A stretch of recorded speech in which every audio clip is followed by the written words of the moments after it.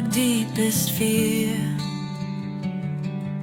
You make the broken heart rejoice.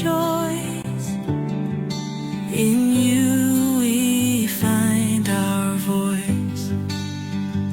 We lift you high above the skies. With every breath our praises rise.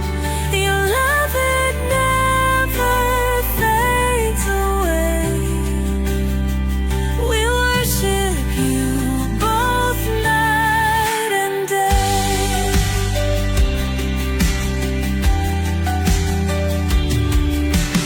Chains are broken in your name. In you we are never the same. Your power flows like mighty streams, fulfilling all our dreams. We lift you high above the skies. With every breath our praises rise. Your love, it never fades away. We worship you both night and day.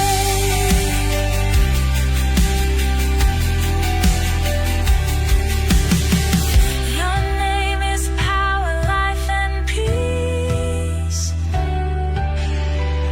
By your word our fears release. You are the hope that fills our soul. In you we find our goal. We lift you high above the skies. With every breath our praises rise. Your love, it never fades away. We worship you both night and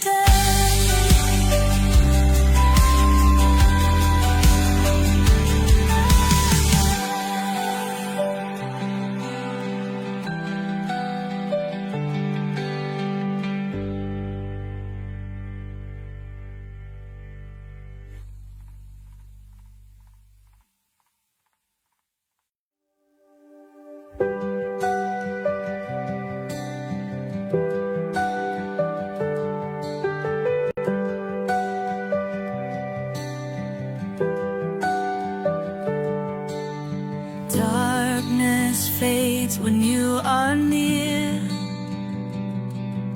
Your light breaks through our deepest fear. You make the broken heart rejoice. In you we find our voice. We lift you high above the skies. With every breath our praises rise. Your love, it never fades away. We worship you both night and day.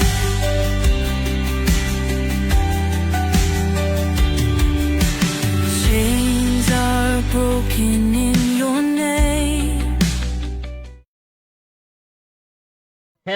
Hello, and welcome sa Russia TV mga kapatid. At meron tayong debate na magaganap ngayon between PAM mga kapatid versus dito sa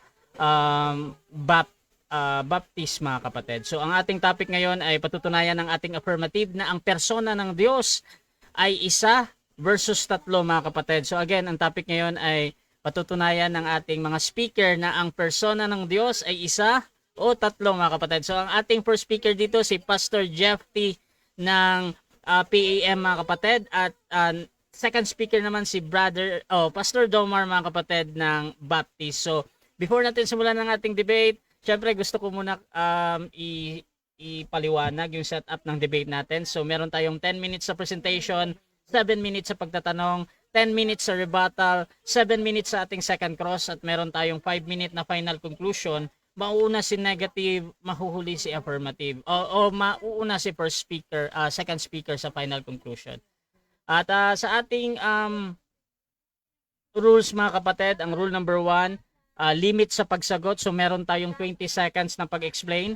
Rule number 2 natin, yung ating close-ended question. Kung close-ended ang question or categorical, kailangan sumagot sa pagpipilian muna bago magpaliwanag ng 20 segundo. At ang unang lalabas sa bibig nyo mga kapatid ay yung categorical. Pwede ding sabihin ng moderator ang kanyang sagot to satisfy yung nagtatanong. Rule number 3 natin mga kapatid, yung ating 10 seconds explanation rule. Kung hindi niya sasagutin ang tanong or wala doon ang sagot niya sa pagpipilian, meron siyang pagkakataong magpaliwanag ng 10 segundo at yan na yung pinakasagot niya sa tanong. Rule number 4, sagutin ang tanong na naaayon sa tanong. So kung meron tayong tanong na sino, probably magbibigay tayo ng pangalan. Kung ang tanong ay saan, so syempre magbibigay tayo ng lokasyon kung saan nyo kinuha yung inyong mga sagot. So rule number 5, sa first stand doon lang dapat magtanong sa inilatag ng katunggali.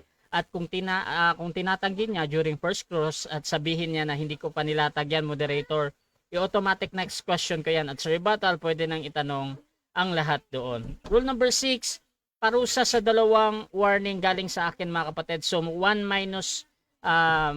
minute minus time yan. Rule number 7, isang objection lang at isang clarification lang, at no objection during final conclusion. Rule number 8, no insult about physical appearance. Hindi ko pinapahintulutan ang bangbanggit ng pandalait physical at yung pagmumura na nakasanayan. Pero labas doon gaya ng salitang demonyo, kulto, sinungaling, at iba pa ay maaring gamitin mga kapatid. Rule number 9, no challenge question. Ito yung mga tanong na kung mabasa ko or paano kung mabasa ko, italo ka na. So hindi ko papahintulutang maitanong yan kahit pa sumang-ayon yung kabilang panig. Rule number 10 mga kapatid, para sa sensitive question or personal question, pwede kayong magtanong dyan, pero pwede ding tanggihan ng ating sumasagot. At rule number 11, disconnection time limit, meron lamang tayong 7 minutes para makabalik sa ating debate. Rule number 12, meron akong kapangyarihan na magtakda ng bagong rules na hindi nakasaad sa aking nabanggit. Rule number 13, bilang tagapamagitan, ako ay nagsisilbing tagapangasiwa lamang ng debate na ito. At hindi ako responsible sa anumang pananaw, paniniwala o pahayag ng mga debater. Ang mga sagot at opinyon ay pananagutan ng mismong nagsasalita. Hindi rin ako mananagot sa anumang hindi pagkakaunawaan, pagkasira ng relasyon, o iba pang epekto dulot ng nilalaman ng debate na ito. So by the way mga kapatid, ako nga pala si Rasha Vista. Ako po ay isang Catholic, one of the member ng Templar of Truth, at ako yung tatayong moderator, streamer, timer sa debate na ito. At naka-live tayo ngayon mga kapatid sa ating Facebook. So sumasang-ayon ba ang ating first speaker sa lahat ng nabanggit? Yes bro, sang-ayon po tayo. Process mo, Pastor? Sa akin na bro Ras, Oh yes, Pastor Jeffrey. mahina ang aking boses. Okay na? Mahina pa din. Okay, ano yun? Ano po, baka sa ano na. Parang napakalayo mo sa microphone mo. Ito, pag ganyan, pag malapit, okay lang. Wala din. I think hindi yan yung microphone mo. Nasa harapan mo. Okay. Siguro, taga, disconnect ko lang. Tapos ulit. Hello bro.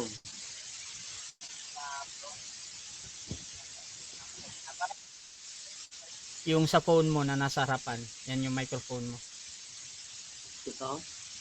Oo. Subukan mo kang magsalita pag lumapit sa phone mo. Subukan mo nga. Hello bro, hello. Ayan o, lumalakas siya. So ibig sabihin, Okay. ibig sabihin yung itong camera mo, nandito yung microphone mo. Itong ginagamit mo. Dito mismo sa sa laptop. Hello? Oo, sa Ready laptop. ko na yan? Yes bro, lumalakas siya pag lumalapit ka sa laptop. Pagka earphone, hindi rinig.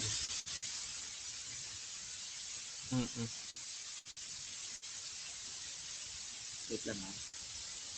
Ano ba? Pag ganyan bro, kung hindi lang ako mag-earphone, clear naman yung boses. Hindi rin ganyan. Napakalayo mo bro sa microphone talaga. Ang hina ng boses mo. Napakahina niya. Labas kaya muna ako bro, tapos balik ulit ako. Sige bro, tayo bro. Okay mga kapatid, so habang naghihintay tayo sa ating mga debater dahil nag-aayos pa, shoutout muna sa ating nasa live kay Felix Quing ko Jr. Nandyan din si Sister Emmy Alfonso, yung tatlong sister ko, si Sister Grace ng XMCGI, Sister Emmy Alfonso ng XMCGI, at si Sister Maria mga kapatid. Shoutout din kay Kadads dito, at nandito din si Felix Pahulayan. Ayan, shoutout sa inyo.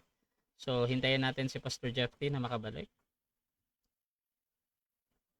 Siguro habang naghihintay, gusto ko lang ipa-confirm ni Brother Domar.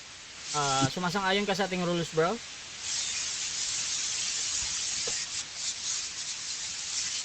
Pastor Domar?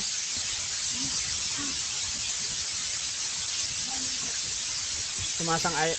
Wala kang audio, bro. Gusto ko. Wala. Yes, sumasang-ayon ako. Okay, thank you. Si Pastor Jeffy na lang.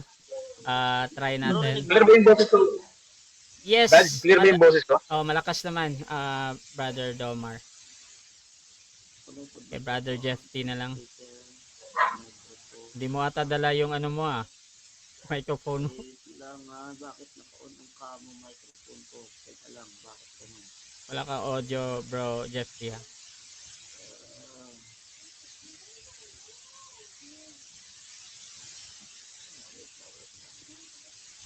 Paano ba edit bro yung ano nito, microphone? Ayan. Tapos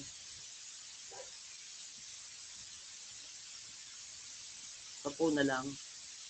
Sige, sa phone na lang ako. Meron sana akong presentation dito. Pero okay, sige, sa phone na lang ako mag-ano.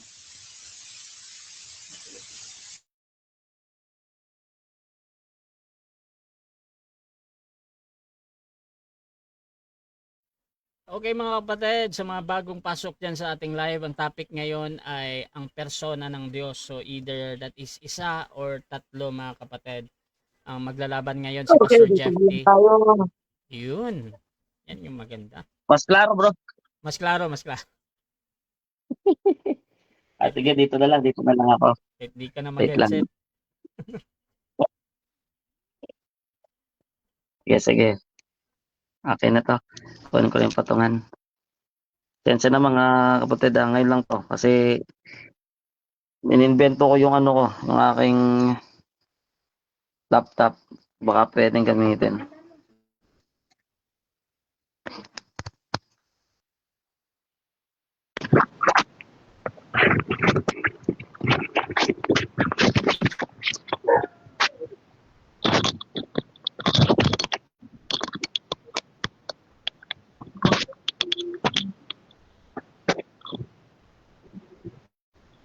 Cover na bro. Mga bro. Okay, sige. Okay, nasa na patungan ko ng cellphone. Okay, ito.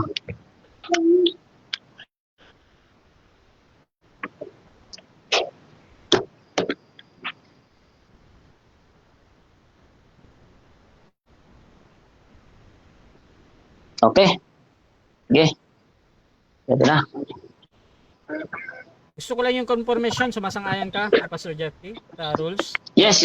Okay, sangayon po tayo sa rules. Sige, so dako tayo sa pagpapakilala. Unahin natin yung ating first speaker. Once again, magandang gabi po sa inyo lahat mga kaibigan. Pasensya na, medyo gusto natin sana dito gamitin sa ating laptop para ma-share natin yung presentation natin. Kaya lang medyo nangangapa tayo, hindi tayo masyadong magaling dito. Ako nga po pala muli, ang inyong maliit na lingkod, Brother Jeffrey John Orita. At napagkasunduan namin ni Pastor Domar ng Baptist na magkaroon po ng second part yung aming debate nakaraan. At para maganda-ganda naman ang usapin, ay napagkasunduan namin na magkaroon po ng double affirmative. Ayan, para mas klaro. Ano po? So, ayon sa amin pong napagkasunduan ay tatayo po ang bawat isa sa amin sa magkabilang panig ng pananampalataya. Ang inyo pong malitalingkod ay tatayo para patunayan na ang persona po ng Diyos ay isa lamang. Ayan. At siyempre, gamit po ang mga batayan sa banal na kasulatan at sa mismo sa panalita ng ating Panginoon Kristo ay atin po yang patutunayan. At sa lahat po ng mga nariyan, nanonood at nakikinig, sana po ay mapulot po ninyo ang mga aral o may matutunan po kayo dito. Ito po walang personalan, Pastor Domar, wala tong personalan. Aral lang po talaga ito sa atin, At binabati ko yung lahat ng mga kapastoran diyan na sumasampalataya sa One God dyan po sa Samar, sa Church of God Revival of the Nation. Ganon din dito po sa Luzon, sa lahat ng panig ng Pilipinas at San Mandako ng daigdig. At siyempre, ganon din sa mga kapatid natin na wala sa ating pananampalataya. Mahal po namin kayo at tanging pag-aaral lang po ito. Kaya subaybay lang po ninyo. Muli, maraming salamat pala, Bro Rasha, sa pagkakataon na naisingit mo ang aming schedule. Dahil medyo alanganin ako sa mga susunod na mga linggo, sa mga mahalagang kadahilanan. At muli, maraming salamat, Pastor Domar, sa pangalawang pagkakataon na iyong pinagkaloob. So, balik sa iyo, Bro Rasha. Siyempre, yung ating second speaker din, ang kilala ka kapatid. Magandang gabi mga kapatid, mga kababayan. Tapos dyan sa mga sumusubaybay sa atin. Ako si Pastor Domar. Galing po sa Samar. Salamat din kay Brother Rasha sa platform na to. Na nagkakaroon ng paliwanagan. Yun, tama yung sabi ni Jeffrey. Yung ating discussion dito ay paliwanagan to, doktrina, walang personalan. Minsan may mga words tayo na gagamit na minsan ay hindi okay, pero pasensyahan naman doon. Tayo naman ay sanay sa mga paliwanagan na minsan ay magaan, minsan ay mabigat.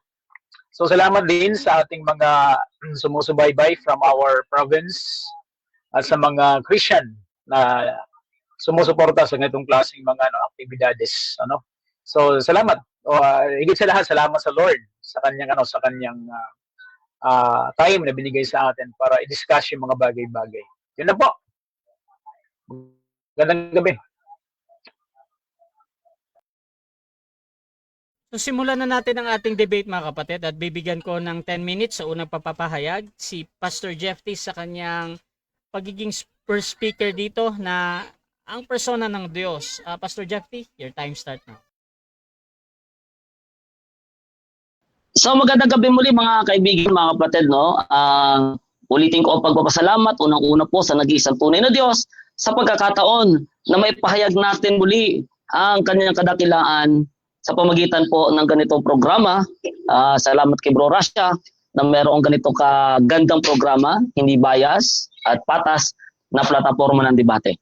So sa gabi ito mga kapatid, sa walang namang patumpik-tumpik, ay dadakuhin natin ang ating patutunayan. Alam naman natin na sa sangkakristyanuhan ay meron pong iba't ibang uri ng pananampalataya, paniniwala patungkol sa Diyos. Merong naniniwala na may tatlong persona ang Diyos, katulad ng ating pong kadebate sa gabi ito na si Pastor Domar. At meron din naman po na naniniwala na meron lamang dalawang persona.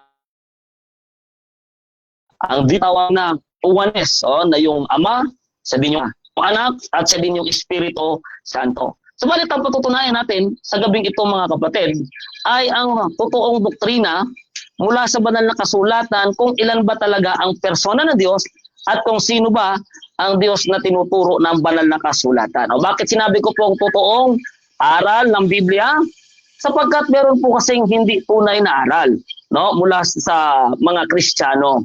Kaya nga meron debate kasi may iba't ibang pananampalataya. Subalit, ang ating itatayo ay kung ano yung tunay na aral ng Biblia. Simulan natin sa unang pagpapatunay.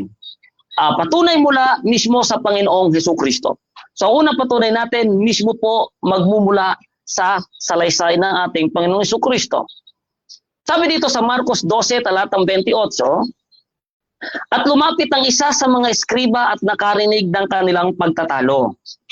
At palibhasa'y nalalamang mabuti ang pagkasagot niya sa kanila, ay tinanong siya, ano baga ang Pangulong utos sa lahat? Talatang 29, sumagot si Jesus, ang Pangulo ay pakinggan mo, o Israel. Ang Panginoon nating Diyos, ang Panginoon ay iisa.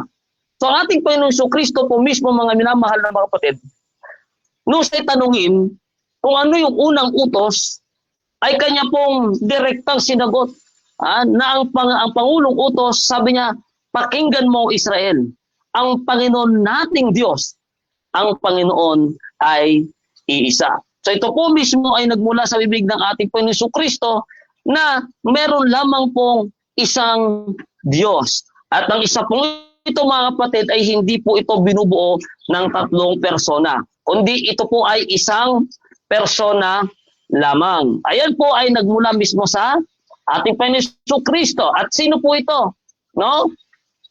Ang sabi pa niya, ang sabi ng eskriba na nakausap ng Panginoon Kristo na nagtanong sa kanya sa talatang 32, at sinabi sa kanya ng eskriba sa katotohanan, Guro, ay mabuti ang pagkasabi mo na siya'y iisa at wala nang iba liban sa kanya. So yung eskriba po, yung Hudyo at ang ating Panginoon Kristo ay iisa ang kanilang pananampalataya, iisa ang kanilang paniniwala na meron lamang isang persona, ang Diyos. At pagkatapos nun, wala pong reklamo ang eskriba, hindi din po nagpaliwanag ang Panginoon na hindi, mali ang pagkaintindi mo sa sinabi kong iisa.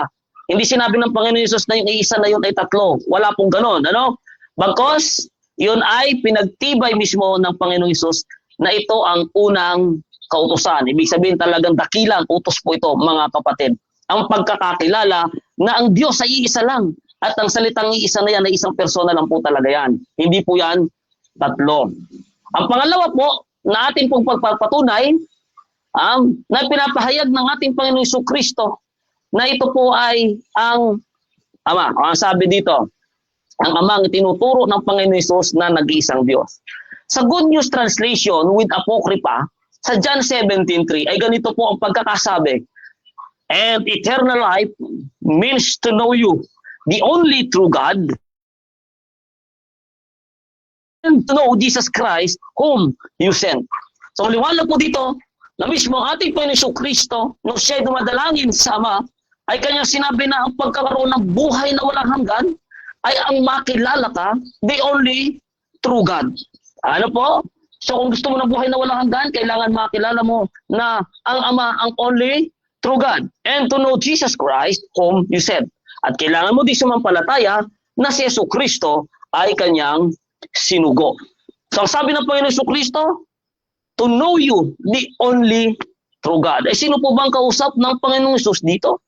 Siyempre wala pong iba kung hindi ang Ama. Ayan. Kaya ang ating Panginoon Kristo po mismo ay nagsasabi na ang nag-iisang tunay na Diyos ay ang kanyang Ama lamang. Ay, ito pa, ang sabi dito, pangatlong salita na mula sa ating Panginoon Kristo. Sa 20:17 ng Juan, ang sabi rito, sinabi sa kanya ni Jesus, huwag mo akong hipuin, sapagkat hindi pa ako nakakaakyat sa Ama. Ngunit pumaroon ka sa aking mga kapatid at sabihin mo sa kanila, aakyat ako sa aking Ama at inyong Ama, at aking Diyos at inyong Diyos. So nag-iisang Diyos pala, mga kapatid, ay ang Ama. Kaya tumpak na ang Diyos ay isang persona lamang sapagkat isa lang naman po ang ating Ama. Na ang Amang ito ay siya ding Ama ng ating Panginoon Kristo. At ang Ama ng ating Panginoon Kristo ay siya ding Diyos ng ating Panginoon Kristo. At siya ding ating Diyos. O napakaliwanag po niyan mismo sa ating Panginoong Kristo nagmula. At siyempre, ang sabi nga ng Panginoong Diyos na Ama, na nag-iisang tunay na Diyos, ang ating Panginoong Hesus ay siya nating dapat pakinggan. Kasi yung mga salita ng Ama, yung mga katotohanan ay ipinagkatiwala niya sa ating Panginoong Kristo. Kaya kung ano sabihin, salamat bro, kung ano sabihin ng ating Panginoong Kristo ay siya dapat ang ating sasampalatayanan. Okay, pangatlo, patunay mula sa mga apostol. Siyempre dapat ang mga apostol ay isang kanilang paniniwala mula sa ating Panginoon Kristo, sapagkat sila'y mga tagasunod lamang ng ating Panginoon Kristo. Kung ano yung pananiwala ni Kristo, yun din ang kanila. Okay, katunayan. Unang Timoteo 1:17, ang sabi rito, ngayon sa haring walang hanggan, walang kamatayan, di nakikita sa iisang Diyos ay ang kapurihan at kalwalhatian kailanman siya nawa. Napakaliwanag po niyan, sa iisang Diyos. At ang Diyos na ito ay wala po itong kamatayan. At ang sabi po ng ilang mga apostol, ang amang nag-iisang Diyos, Efeso 4:6, isang Diyos at Ama ng lahat. Na siyang sumasa ibabaw sa lahat at sumasa lahat at nasa lahat. So meron lang po talagang isang Diyos. At sabi sa unang Korinto 8:4, tungkol nga sa pagkain ng mga bagay na hihain sa mga Diyos-Diyosan, nalalaman natin na ang Diyos-Diyosan ay walang kabuluhan sa salibutan at walang Diyos liban sa iisa. Ayan, walang Diyos liban sa isa. Sapagkat bagamat mayroong mga tinatawag na mga Diyos maging sa langit o maging sa lupa, kaya ng may maraming mga Diyos at maraming mga Panginoon, ngunit sa ganang atin ay may isang Diyos lamang, ang Ama. So sa mga mananampalataya, may isang Diyos lamang, ang Ama. Napakalinaw po niyan. At ang sabi, at isa lamang Panginoong Kristo.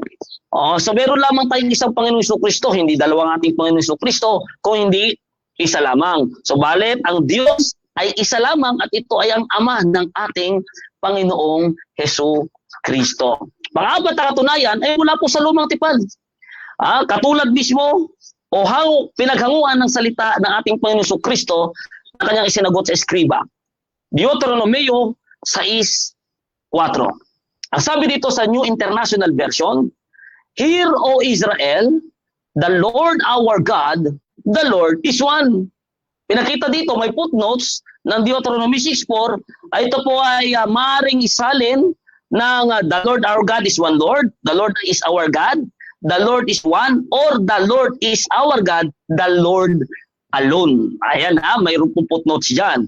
So, ito pa lang Deuteronomy 6:4, hindi lang basta one kung hindi alone. Kaya, napatunayan po natin sa ating unang presentasyon mga kapatid, na ang persona po ng Diyos ay isa lamang. Bakit po? Sapagkat klarong-klaro po sa mga statement, sa mga pahayag ng mga talata, na talagang merong isa lamang persona na ipinakikilala na Diyos. Ano po pong sabi dito po sa Lumang Tipan, 2 Kings chapter 19 verse 15. Good News Bible. And prayed, O Lord, the God of Israel, seated in your throne above the winged creatures, you alone are God.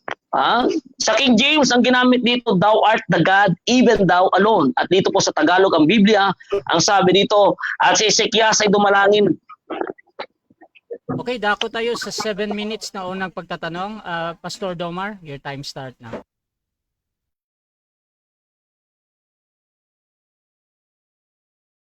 Okay, Brother Jeffrey.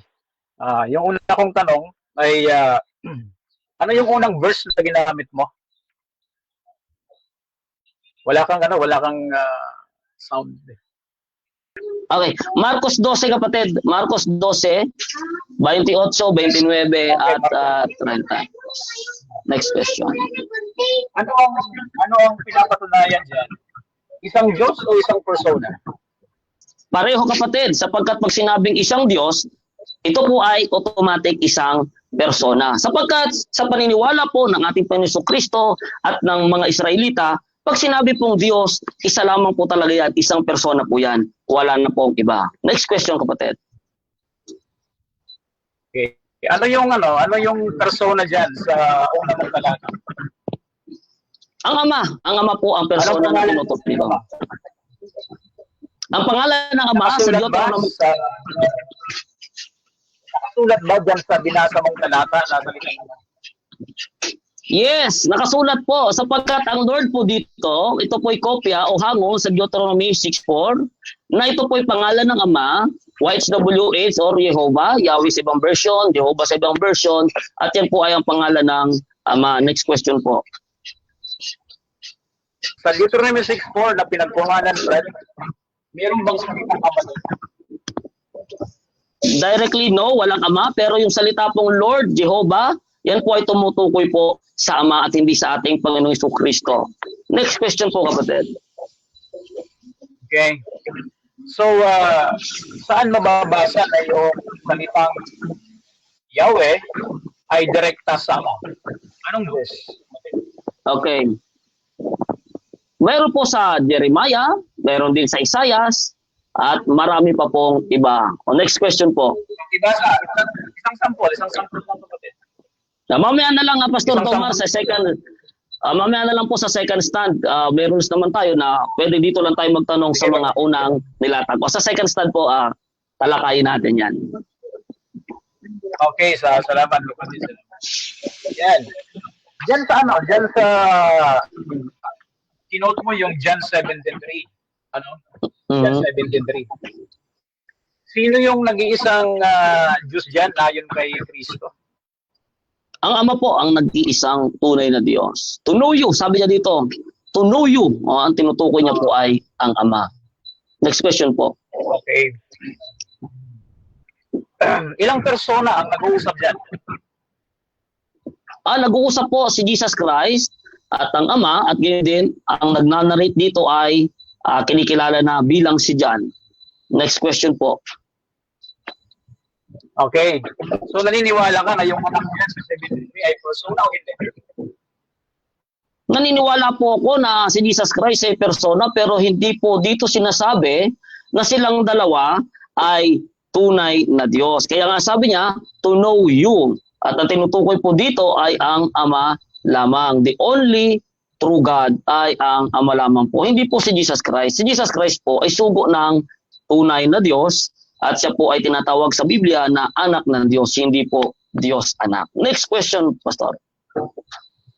Okay, next question tayo. Sa kinote mo yung yung 1 Corinthians 8:6, tama ba ako? Yes po. Tama. Okay, so ano ang pagka-describe tungkol sa ama dyan? Sino siya? In connection to creation. Yes, siya po ang nag-iisang tunay na Diyos na pinagmulan po ng lahat ng mga bagay. Next question po. Okay. Dalawang question. Ano naman ang description ng anak tungkol sa creation? Jump din sa verse na yan, 8:6. Okay. Dito po, ako po naniniwala na ang description dito tungkol sa anak ay tungkol sa redemption. Kaya nga sabi dito, at tayo'y sa pamamagitan niya. So ito po ay tumutukoy sa redemption. Tayo po ay new creation, new creature, newborn or born again, bagong panganak, bagong tao, through Jesus Christ po. Yan po ang ipinahahayag dito sa 1 Corinto 8:6. Next question po. Okay. Pwede pakibasa, Brad, ng buo ng 1 Corinto 8:6? Yes, pwede po. Sabi dito, ngunit sa ganang atin ay may isang Diyos lamang, ang Ama. Nabuhat sa Kanya ang lahat ng mga bagay at tayo sa Kanya. At isa lamang Panginoong Jesucristo. Si Jesucristo, nasa pamagitan niya ang lahat ng mga bagay at tayo'y sa pamamagitan niya. Ano po ang tanong? Okay. So, same description sila, tama hindi? No, sapagkat ang Diyos po ay nag-iisang Diyos lamang. Maliwanag naman, ngunit sa ganang atin ay may isang Diyos lamang, ang Ama. So doon pa lang sa first description, ang Diyos lamang dito ay ang Ama. Samantalang dito sa ating Panginoon Jesucristo ay tinawag siyang Panginoon. So ibig sabihin magkaiba. Pagdating doon sa gawain, isang creator at isa pong redeemer. Ng lahat ng bagay, lahat, tayo, pati tayo, ay niredeem po sa pamagitan ng Panginoon Jesucristo. At mapapatunayan po natin yan. Maari sa ibang topic, pwede po natin talakayin yan. Okay. So minutes, give up ko na lang, Brad, yung last 1 minute. Thank you, Brother Jeff. Thank you, Pastor Duman. Okay, so dyan nagtatapos mga kapatid ang unang pagtatanong ng ating second speaker. Dako tayo sa ating second speaker na first presentation. Pero bago yan, shoutout muna kay Amy Alfonso. Magkaiba pala ang anak ng Diyos sa Diyos anak. Parang need explain kaibahan nito. Shoutout din kay The Bread of Our Soul. Pareho silang isang Panginoon. Ladel Orieta Glory, good evening daw.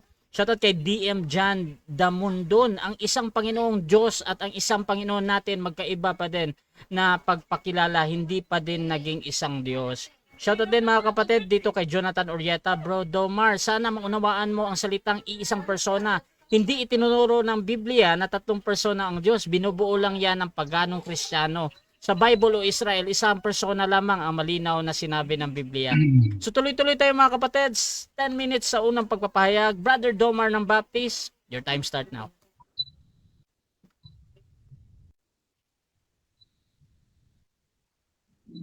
Okay, maggabi. So, sa ano ko lang, sa tingin ko, ang pinatunayan po ng ating ni Brother Jeff T. ay yung isang Diyos. Actually, ang topic namin ay isang persona versus tatlong persona. So ngayon, sa side naman po ng namin bilang naniniwala ng isang Diyos ay may tatlong persona. Una po ay nag-ugat po ito, mga kapatid. Unang tanong po ay ano bang ibig sabihin ng Elohim? So yun po yung unang tanong. Ang Elohim ay isang salitang Hebreo, ang ibig sabihin ay Diyos. Ito po ay nasa plural form or anyong pangmaramihan. Subalit, ang meaning o kahulugan nito ay singular o pang-isahan. So, sa bagay na yan, ay nagkakasundo po kami ni Brother Jeff T. na yung Elohim, bagaman plural, ay iisa lang po ang Diyos na tinutukoy dyan. So, palagay ko, hindi na kailangan patunayan sa akin na isa lang ang Diyos. Kasi naniniwala po ako dyan. Ang debate po dito, ilan po ba talaga ang persona ng isang Diyos? So actually, nagkasundo na kami dyan ni Brother Jeff T. Yung Elohim, plural in form, then singular in meaning. Tapos, ang tunod na tanong, may persona ba si Elohim? Okay, yung Diyos may persona ba? So ngayon, una, ang sagot natin dyan, mayroon po. Okay, meron. Kaya kasi ang tanong, anong ibig sabihin ng persona? Bakit? Kasi may mga grupo po ng religion hindi naniniwala na may persona ang Diyos eh. Okay? Ang ibig po sabihin ng persona, mga kapatid, una po dyan, yung pong pronoun na he ay ginagamit sa Diyos. So yung pronoun na he, ibig sabihin, siya po ay ginagamitan ng personal pronoun. Hindi po ito, ang he ay hindi po pang hayop, hindi rin pang tao, pang bagay, hindi rin pang pangyayari, hindi rin mga tanim o ano man. Kundi ang he ay personal pronoun. Yan po ang mababasa sa Genesis chapter 1 verse 26. Ano? So may persona po ang Diyos. Ibig sabihin, ang Diyos po ay mayroong divine personality. So iba po siya sa human personality. Mayroon po siya divine personality. Ang tanong sunod, ilan ang persona ni Elohim? So una kanina, dinefine natin ano ang Elohim. Pangalawa, may persona ba siya? Opo. Pangatlong tanong, ilan ang persona ni Elohim ng mga kapatid? Ito na yung, palagay ko, ito na yung kontrobersiya. Mapasok na tayo sa kontrobersiya. Tatlo sa tindig po namin. Okay, sa tindig po namin, tatlo ang persona ni Elohim. Atin pong obserbaran itong Genesis chapter 1 verse 26. Una po yan, ano?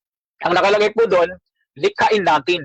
Yung pronoun na natin, yan po ay plural personal pronoun. Okay? Yan po ay plural. Ibig sabihin ay pang maramihan. Okay, so ngayon, tatlo po yan, ano mga kapatid. So sabi niyan, likhain natin ang tao ayon sa ating larawan. So yun po yung basis kung bakit plural ang persona ng Diyos. Okay? Then pangalawa, sa baptism ni Jesus, doon po sa Matthew chapter 3, 16 to 17.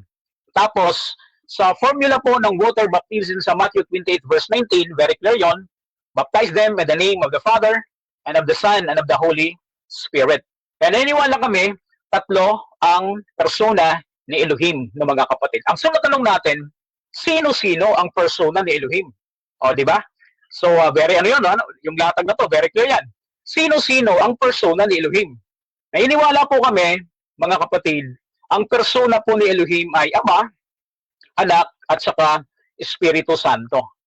Malinaw po sa 28:19 ng Mateo at saka sa unang Juan 5:7. Okay, 1 John 5:7 sa King James Version ng mga kapatid.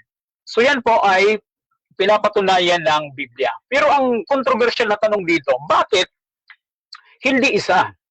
Bakit hindi dalawa? Bakit hindi apat ang persona ni Elohim? Bakit tatlo lang? So yun po yung dapat nating himayin dito. Una, meron tayong standard para ikaw ay maging persona ni Elohim. Una, dapat wala kang limitasyon pagdating sa kapangyarihan. Sa Bible, tatlo lang po ang walang limitasyon sa kapangyarihan. Yung Ama, sa unang Korinto 8:6, ginamit po yan ni Brother Jeff kanina. Tapos yung Anak, okay? Sa Juan 1:2-3-4, okay, walang creator po siya. Then, ang Espiritu naman ay creator din. Ibig sabihin, walang limit yung kanyang kapangyarihan sa 104:30 ng awit. Okay? Then, pangalawang standard or criteria, walang limitasyon sa kaalaman. Okay? So, Ama ay pasado sa walang limitasyon ng kaalaman. Awit 147:5. Ang Anak, walang limitasyon sa kaalaman. Juan 16:30. Tapos, Espiritu, unang Korinto 2:10, walang limitasyon sa kaalaman, mga kapatid. Kaya, silang tatlo ay pasado po bilang persona ng isang Elohim, ng mga kapatid. Pangatlong criteria, walang limitasyon sa presensya. Ibig sabihin nila ay omnipresence. Ang Ama, walang limitasyon sa presensya. Ganoon din yung Anak. Mateo 28:20. Espiritu, walang limitasyon sa presensya. Awit 139:7. Okay? Then pang-apat po na criteria, walang hanggan. Ang Diyos ay walang hanggan. Ang Ama ba walang hanggan? Yes. Ang Anak ba walang hanggan? Yes. Juan 1:1, Micah 5:2. Then ang Espiritu din, mga kapatid, ay walang hanggan. Hebreo 9:14. So yun po yung presentation natin. Ang ibig sabihin ng Elohim ay Diyos sa Hebreo. Ibig sabihin po diyan ay isang Diyos, may tatlo, may plural in form, singular in meaning. Bakit tatlo ang persona ni Elohim? Kasi Genesis 1:26, very clear, plural po yung natin at marami pang mga verse yan eh. Tapos ilan yung persona? Tatlo, mga kapatid. Malinaw po yon sa Mateo 28:19 at malinaw po yon sa bautismo ni Jesus sa Mateo 3:16-17 at maging mga kapatid sa ikalawang Korinto 13:14, doxolohiya, mga kapatid. So yun po yung presentation natin. Tatlo ang persona ng isang Diyos.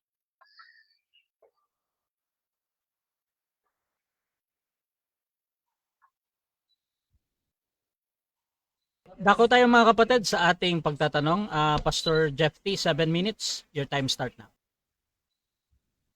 Okay, so salamat Pastor Domar sa iyong hanay. Ay, so nabanggit mo dito yung Elohim na napagkasunduan naman natin ito na ang Elohim ay plural form, subalit singular in meaning. Pag ba sinabing tatlong persona, matatawag pa ba itong singular? Yes or no?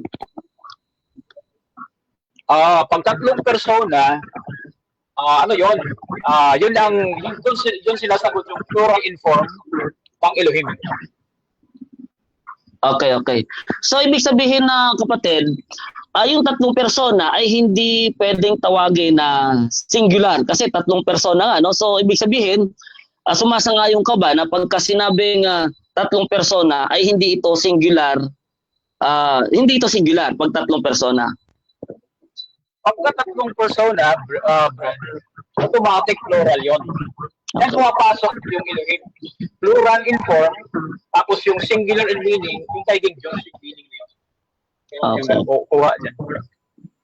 Okay, so pareho naman tayo na sumasang-ayon na ang Diyos ay may persona talaga, kapatid. Tayo ay nagkakasundo dyan na ang Diyos ay mayroong persona. Dangan nga lamang sa akin na isa sa iyo ay tatlo. So dahil ginamit mo yung Elohim, no, pangalawang tanong, doon sa unang talatang ginamit mo, Genesis 1:26, di ba ginamit doon yung salitang Elohim? Tapos yung Elohim doon, nagsalita. Alin ba ang basihan mo ng pagiging plural doon? Yung Elohim na nagsalita o plural kasi let us? Yung let us. Yung pronoun. Okay. So, ibig sabihin, kaya yung 1:26 ay naging plural siya dahilan doon sa salitang let us. Ano po, gusto kong linawin na hindi dahilan sa salitang Elohim na plural, grammatical plural ng Elohim, kaya naging plural ang 1:26. Tama ba ako? Kasi dahilan sa let us, kaya siya naging plural. Yeah, actually, related siya. Pero mas binibigyan natin ng face value yung salitang pronoun na let us, kasi very clear yung plural talaga yun. Okay. Kasi yung Elohim, yun talaga ay singular God. Okay, so singular God. Dahilan lang doon sa let us, kaya siya plural. So doon ba sa 1:26, kapatid, meron ka ba doon mababasa ng verbatim na Father, Son, and Holy Spirit? Meron ba doon o wala? Saan? Sa Genesis 1:26? Apo. Wala kang mababasa. Pero ano yun? Yung verse na yun ay inclusive yun. Pagpa nilatag mo na yung buong Biblia. Okay. Sige.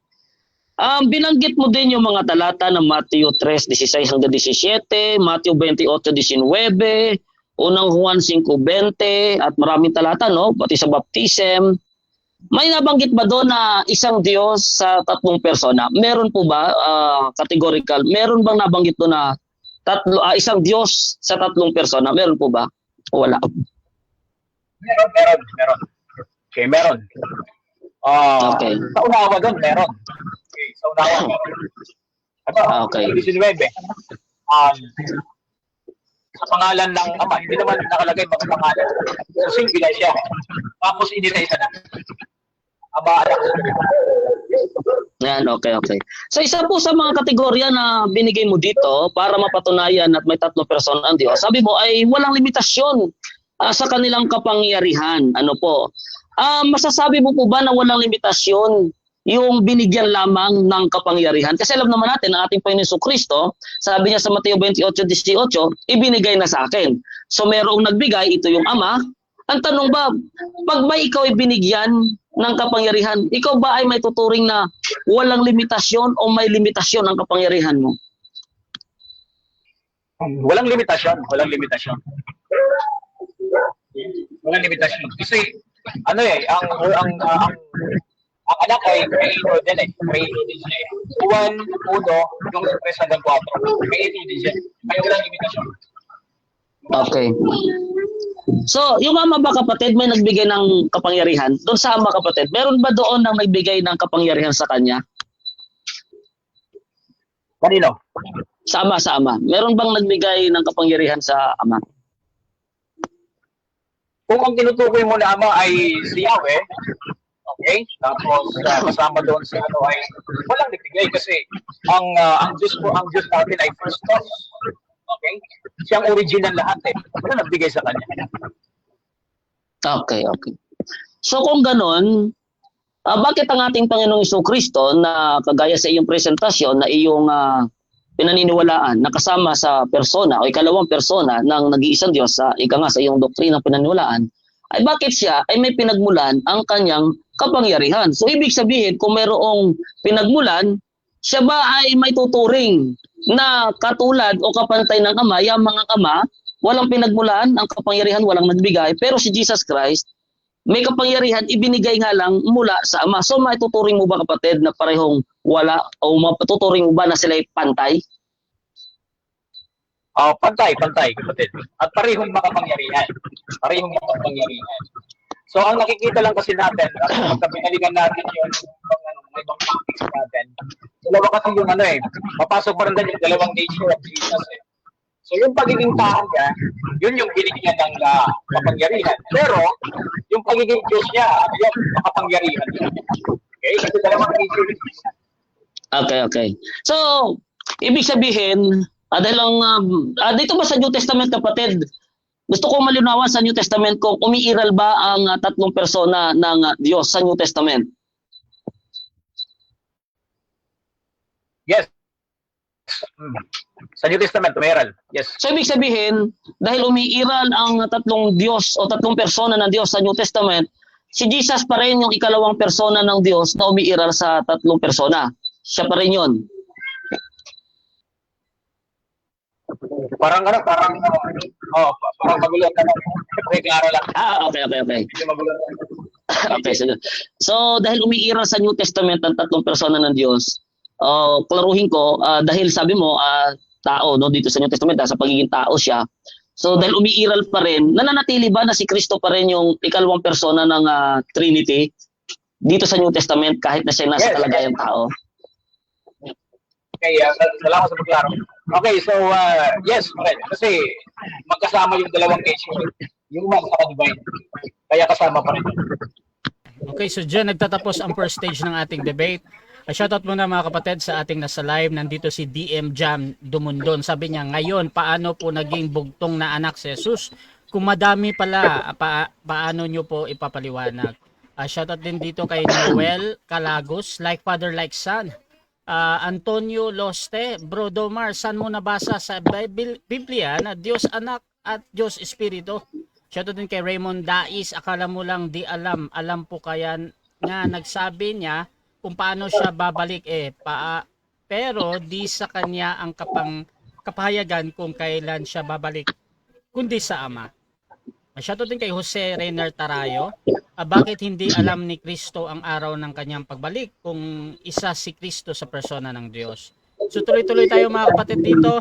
Dako tayo sa rebuttal. First speaker, Pastor Jeffrey, your time start now. Ayun, okay. So magandang gabi muli mga kapatid. So napakaganda po ng ating pagtatalakayan kasi educational. So mga kapatid, hindi ako po focus para kontrahin o tibagin o anuman i-rebuttal yung presentation ni Pastor Domar. Kundi gusto ko pong ipagpatuloy ang pagpapatunay natin na ang Diyos ay may isang persona lamang. Ganun pa man, gusto ko lang pong liwanagin, klaruhin yung mga katanungan natin na salamat sa mapayapang kasagutan. So doon po sa 1.26 ay sinagot po tayo ni Pastor Domar na wala po doong mababasa na tatlong persona talaga. Bagamat naging plural siya dahil lang doon sa let us. At isa pa, hintayin natin mamaya yung sagot niya na may mababasa na iisang Diyos sa tatlong persona. At sana hintayin natin doon sa mga direct translation ng Biblia. Hintayin po natin yan para mapakinggan natin ang kahulugan. At ganyan din po mga kapatid, doon sa walang limitasyon. Ito po gusto kong bigang pansin na walang limitasyon. Ang sabi po dito sa John chapter 5 verse 19, dahil tinanong po natin si Pastor Domar kung nananatili ba ang three-person Trinity dito sa New Testament, at kahit na si Jesus Christ ay nasa kalagayan niya bilang tao, ang sagot po sa atin, Pastor Domar, ay yes, nananatili. So ibig sabihin, makita natin dito, ang sabi sa 5:19, Jesus gave them this answer, verily, truly, very truly, I tell you, the Son can do nothing by himself. So kung sa limitasyon po ng kapangyarihan, ay may limitasyon po yung yung Son. Kasi ang Son ay binigyan lamang siya ng kapangyarihan ng Father, di ba? At kung tanungin natin kung kailan ito binigay, ay nasa bagong tipan lang po umiral ang pagbigay ng kapangyarihan. Mababasa po natin yan sa chapter 15 ng 1 Corinthians. At dyan nga, dito mismo sa 5:19 at sa Mateo 28:18. Klaro po yan. Ng ating Panginoon Kristo po ay mayroon pong limitasyon, mga kapatid, ang kanya pong kapangyarihan. Kahit ka sa paggawa niya, hindi po siya nakagagawa sa kanyang sarili lamang. Sabi, he can do only what he sees his Father doing. So kanina tinanong po natin si Pastor Domar kung yung Ama ba may nagbigay ba sa kanya ng kapangyarihan, and thank you for the honest answer na wala. Totoo po na wala pong nagbigay ng kapangyarihan sa Ama sapagkat siya nga po ang pinagmulan ng lahat. So wala pong sino man nahihigit sa kanya, kaya nga po siya tinatawag na El Shaddai. Sa 17 verse 1 ng Genesis, tinawag po siya nagpakilala siya kay Abraham bilang God Almighty. Kapag sinabi pong God Almighty, abay wala na pong kapantayon. siya na po. Kaya nga, yung pinapatunayan natin na iisang persona, maliwanag po, no? Wala man tayong mabasang verbatim na persona, isang persona, pero katulad nga ng sinagot ni Pastor Domar sa atin na mauunawaan, no? Sa pamagitan ng pag-unawa. Sangayon naman tayo na kailangan talaga ng pag-unawa ang talata. So, alin ba ang talagang malinaw na madaling unawain, mga kapatid? Na ayon sa Biblia. Yun bang salitang isa, no? Kagaya ng binabanggit po sa Deuteronomy 6:4 na isa, nasabi doon ay pakinggan mo Israel, ang Panginoon nating Diyos, ang Panginoon ay isa. Ito po ba ay hindi pa malinaw para sa atin? No? Yung mga pinag-usapan po natin dito, ang sabi nga sa 1 King chapter 8 verse 23, ito po ay Lord God of Israel. Ang sabi, and he said, Lord God of Israel, there is no God like thee in heaven above or on earth beneath. Who keepeth covenant and mercy with thy servants that walk before thee with all their hearts. So kung ano po yan, no? Tanda natin, ang pinag-usapan po natin Diyos dito ay yung Diyos ng Israel. Na ang Diyos po ng Israel, na itong si Israel ay si Jacob, ito po yung Diyos ni Isaac at ni Abraham. At ang Diyos po ni Isaac ay siya po yung Diyos ni Abraham. Ang Diyos po ni Abraham ay isang persona lamang po. Isa lang po yan. At maliwanag po na yan ay sinabi ng Diyos ni Abraham. Nang sabi niya dito sa Deuteronomy 4:35. Ang Deuteronomy 4:35, mga kapatid, ito po ay pagsasalaysay, huling habili ni Moses after 40 years ng kanilang paglalakbay mula sa Egypt. At alam natin, sa Exodus chapter 3, yung Diyos ni Abraham, ni Isaac at ni Jacob ay nakipag-usap po kay Moses. At ang Diyos na ito ni Abraham, ni Isaac at ni Jacob ay walang iba kundi ang Ama. Ayan po ay mababasa natin sa Gawa 3:13. At yan din sa Gawa 5:30 at 31. At marami pang mga tala mismo mula sa ating Panginoon Kristo na pinapahayag po na ang nag-iisang tunay na Diyos ay ang Ama lamang. Kaya po dun sa salitang ang Ama lamang, nangangahulugan po yan na isang persona lamang. No? Klaro po yan. Kaya nga sinasabing wala nang iba liban sa Kanya, yung pong salitang Kanya, ay ito po ay katulad ng ibig sabihin, ito po ay pantukoy. No? Na pag sinabing Kanya, singular po tinutukoy dito. At nalala ko, tinanong natin si Pastor Domar kanina, yung bang tatlong persona ay may tuturing ba ito na singular? Ang sagot niya, siyempre hindi. Siyempre plural po yun. Ano? So, ibig sabihin, kung ang Diyos na pinag-uusapan natin ay singular, pagkatapos may tatlong persona, hindi na po magiging singular, meaning ang God. Kung hindi magiging three persona, ang God. So, hindi na po isa. Di ba? Kapag ang Diyos ay may tatlong persona, hindi na po angkop ang salitang isa. Lalo na sa Deuteronomy 6:4 na ginamit po ay ekad. No? Na salita po ng ekad, mga kapatid, ito po ay primarily first or numerical number 1. Yan po ibig sabihin ng ekad. So ibig sabihin, maliwanag na ang Diyos po ng Israel, na ito ay nagpakilala kay Abraham, kay Isaac, kay Jacob, at nakipag-usap din kay Moses, ito yung nag-alis o naglabas sa kanila mula Ehipto ay isang persona lamang. Kaya ang sabi dito sa 4:35 ng Deuteronomio, sa iyo ipinakita ito upang iyong makilala na ang Panginoon ay siyang Diyos.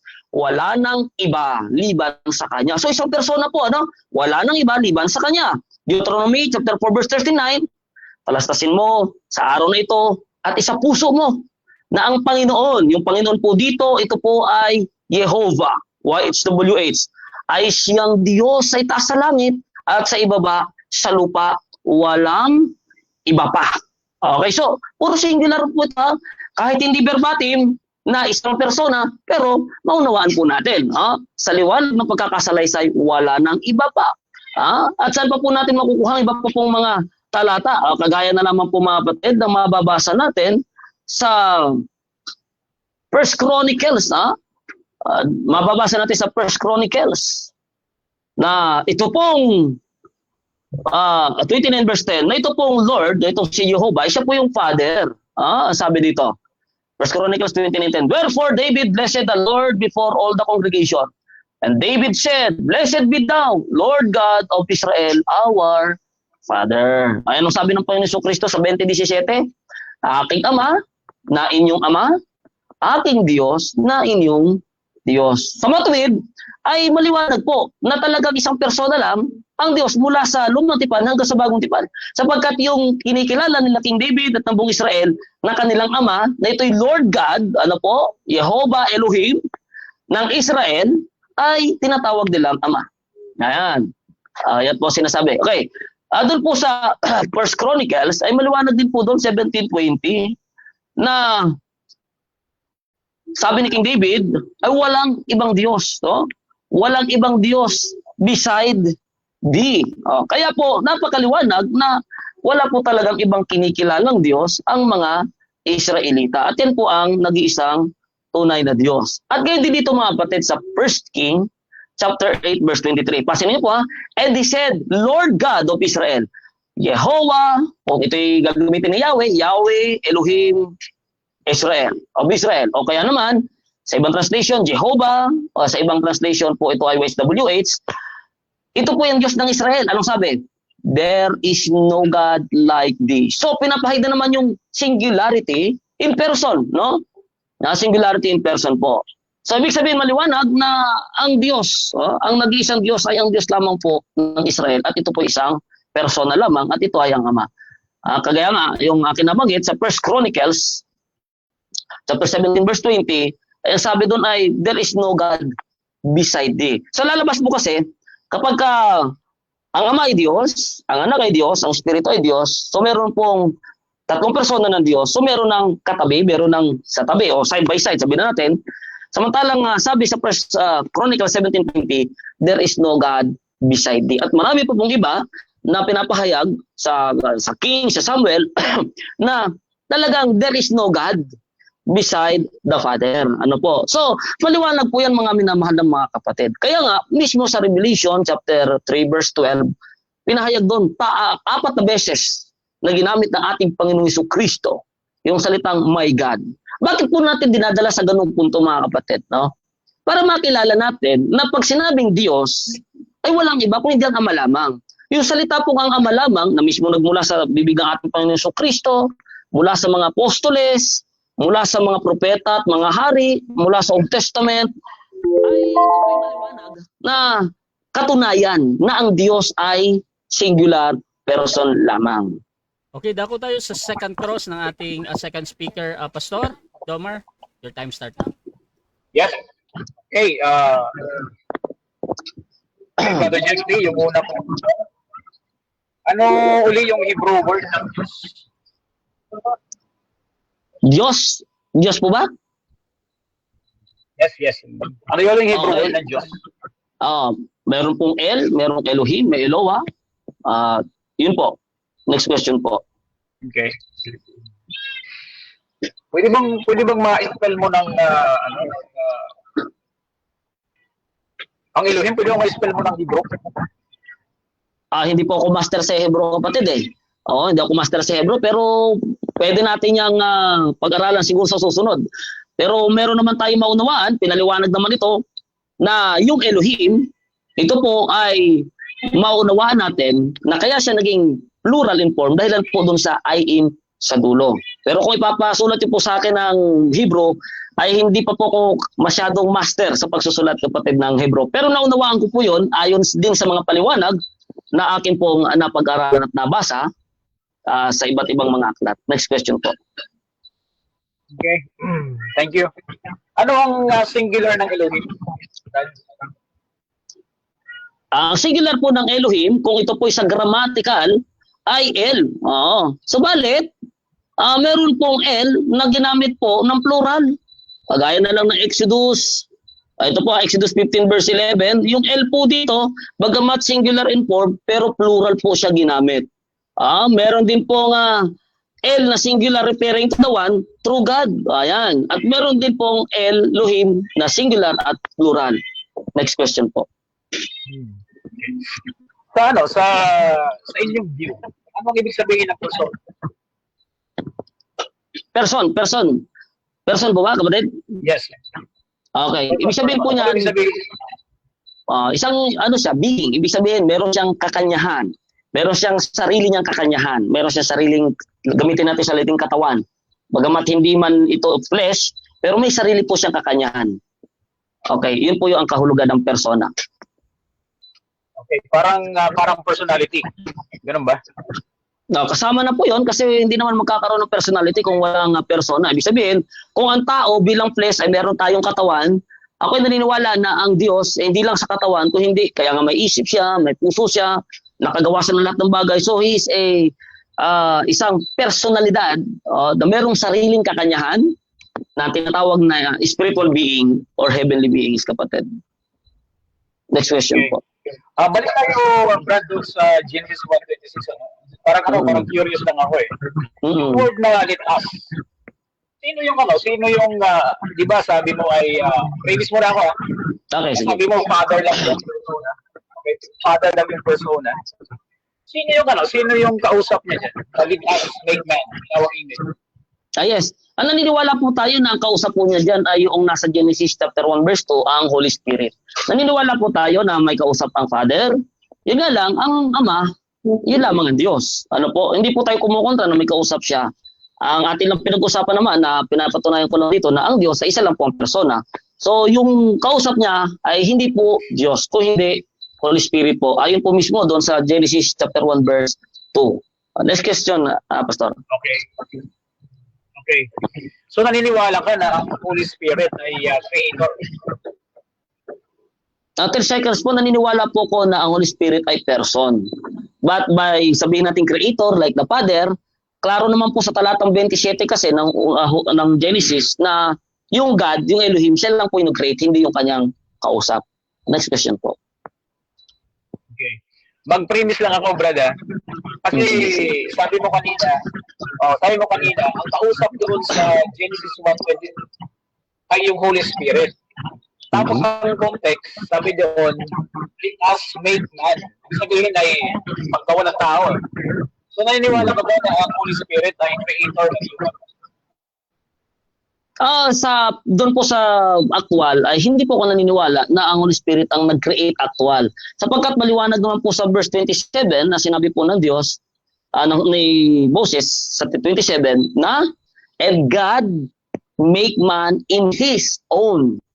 So ibig sabihin, nung i-conclude po sino talaga nag-create ay isa lang, yung Elohim lang, yung Diyos lang, hindi po yung Holy Spirit. At sa Isaiah 45 verse 12 ay binanggit po doon ay ang ating mga kamay ang gumawa ng tao, nag-create, etc. So pag sa creation po, there is only one creator, that is the Father only. Wala na pong iba, wala po siyang katulong bilang, sabi nga, co-creator, wala po. Pero may mga kasama siya na nasa palibot niya, nakakausap niya, at yun nga po yung kanyang mga Holy Spirit, yun po ang ating kasagutan.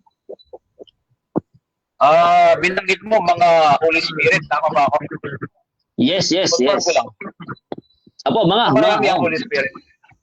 Madami po Marami. kasi person ng marami po person ng Holy Spirit. Next question po. Maraming person ang Holy Spirit.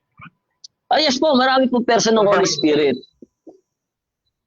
Sige nga, Brad, paki-ano mo nga ako. Bigyan mo ako ng sample, talata, tapos verse. Okay. Kung Okay, maraming salamat po. person. Hebrews chapter 1 verse 13 and 14. Yung mga anghel po, mga anghel, no? Angels, they are ministering spirits. So yung holy kasi, ba't tinawag na holy? Dahil ito sa panig po ng Diyos.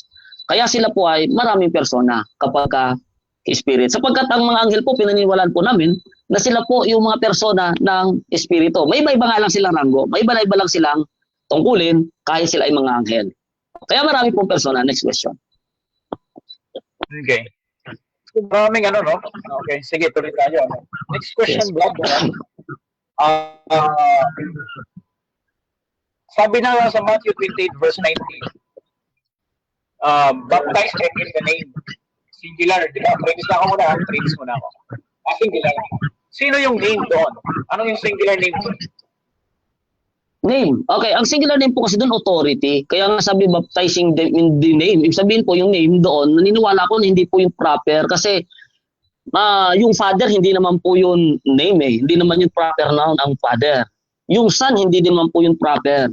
Yung Holy Spirit hindi din po proper. Kaya mas preferred po ako doon sa in the authority. So ibig sabihin, naniniwala tayo na yung sino man na nangangaral, nagtuturo ay authority ng Father, Son, and Holy Spirit. Salamat, kapatid. So, dyan nagtatapos second cross mga kapatid. Tuloy-tuloy tayo dito. Brother Domer o Pastor Domer, rebuttal mo. Your time start na. Okay? Ang second stand ko, kapatid, ay isa sa bibigyan ko ng focus itong Genesis 1:26 kasi ito yung launching pad ng tatlong persona. Okay? So, sino ang magkakasama sa Genesis 1:26? Kasi ang nakalagay po doon ay, let us make man in our image and in our likeness. So, very striking yung word na first person plural. Okay? So, ngayon, ang tanong natin, sino yung magkakasama sa Genesis 1:26 bilang creator? Kasi mayroong creator dyan eh. So, una, na malinaw sa Biblia, yung Father. Banggit nga kanina ay unang Korinto 8:6. Malinaw po yon na yung Father ay creator. So malinaw na isa siya sa mga kasama doon sa let us. Okay? Pangalawa ay ang anak. Kasi malinaw din sa Colosas 1:15 hanggang 16 na walang nalikha kung hindi sa pamamagitan niya. Okay? Tapos, halimbawa din ay Juan 1, 2, 3 hanggang 4. So, nalikha din ang lahat ng bagay sa pamamagitan po ng anak ng mga kapatid. Then, sino pa yung kasama doon? Walang iba, kundi ang Holy Spirit. Okay, kagaya nga ng Genesis chapter 1 verse 2, ay kasama ang Holy Spirit doon sa paglikha. At pinapatunayan yan ng awit 104 verse 30, lalo na sa New American Standard Bible or King James Version, very clear na ang tatlong ito, ang mga creator, tatlong personang ito, ang mga creator sa Biblia, nakakasama sa Genesis chapter 1 verse 26. Hindi lamang ang Holy Spirit. Okay? Actually, maganda yung sagot ni Brother Jeff doon eh, no? Kasi hindi siya katulad noong Iglesia ni Cristo or iba, hindi ko lang alam kung sa ibang pagkakataon, ay ang sagot niya mga anghel. Okay, pero wala yan sa sagot niya eh. Okay, so I cannot jump with that conclusion, ano? Pero okay yung sagot niya na Holy Spirit ang isa sa mga kasama doon. Ang missing lang doon ay walang iba kundi yung anak. Okay? Kaya nga naniniwala kami na itong Genesis 1:26, yung let us, very much plural yon, ay tatlo ang magkakasama doon. Ang Ama, Anak, at saka Espiritu Santo. Okay? Kasi ang tatlong ito, ang may mga malilinaw na talata sa Biblia na manlilika. Pero hindi ito tatlong Diyos. Kasi pupunta tayo sa tritheism niyan eh. Okay? Pupunta tayo sa tritheism niya, hindi. Ang paniniwala namin, Deuteronomy 6:4 pa din. Okay, isang Diyos, Echad, tapos may tatlong persona. Okay? So yun po ang paniniwala namin. Sa gayon, ay malinaw ng magkakasama sa Genesis 1:26 ay walang iba kundi ang Ama, ang Anak, at ang banal na Espiritu. Ano mga kapatid? So yun po yung malinaw doon. Pangalawa, tinatanong ko yung Mateo 28:19 kanina, ano? Yung salitang name doon ay singular. Okay, kaya very sa tinatawag nating grammatical analysis sa exegesis, very critical 'yon. Yung salitang name doon ay singular. Okay? So actually ganito ang kanyang nakasulat. Babasa lang ako ng kaunti sa Greek para maunawaan natin 'to, ano? Na pasensya na kasi dito ko mag-grammatical analysis sa lingwahe niya. 28 verse 19. Ito ang nakalagay dito, ano? Ang nakalagay dito, go ye therefore and teach all nations, baptizing them. Okay, baptizing them ang nakalagay doon. Pagka sinabi nating baptizing them, okay? Baptizo sa Greek. Tapos ang nakalagay dito ay autos esto onoma. Ang onoma dito ay singular, pero third person. Third person accusative singular, ibig sabihin may tinutukoy. Hindi first person, hindi second person, kundi yung third person, may tinutukoy.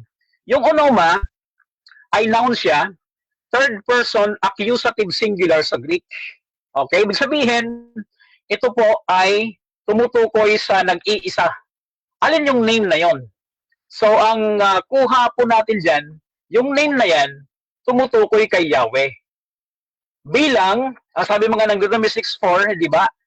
Shema Yisrael, Adonai Elohino, Adonai Echad, ang nakalagay doon. Yung Echad doon, walang iba, kundi si Yahweh.